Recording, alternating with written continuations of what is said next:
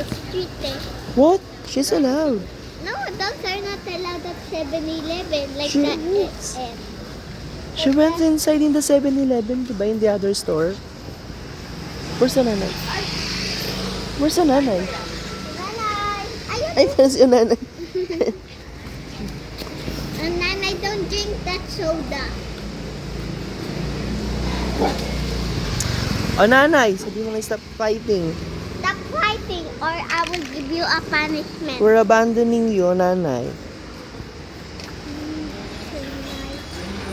To show you.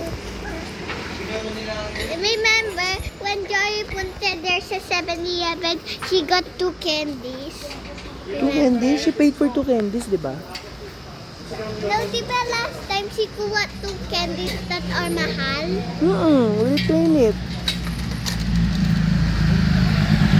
Nanay? Namatay pa siya. Wala na istay-tay mo.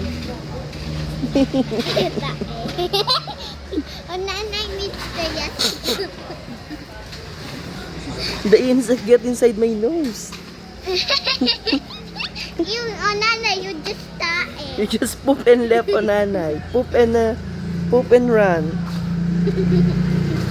Oh, nanay, we're not buying ice cream.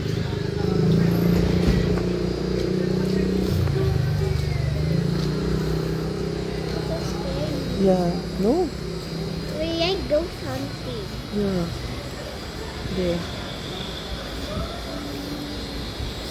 O nanay, may sasakyan ah. O nanay! Shh! Shh!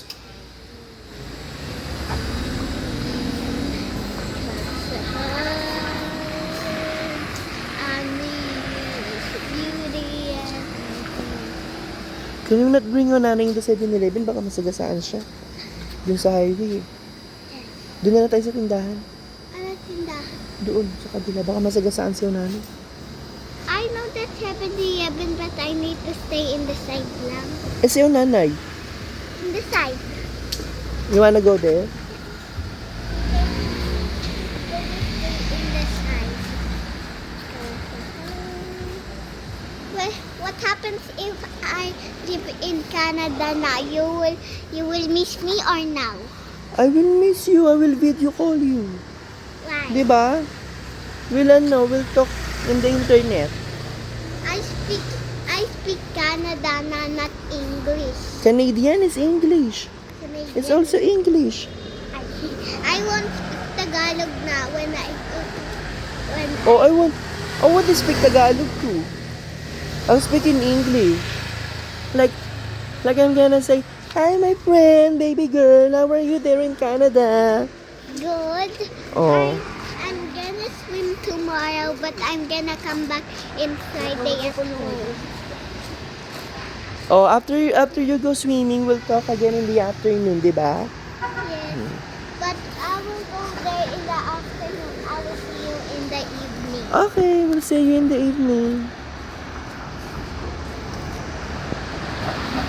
Oh, this is Tondo. And I will sleeping again. Pures living in the slums of Tondo, Manila, Philippines here. I think it's What?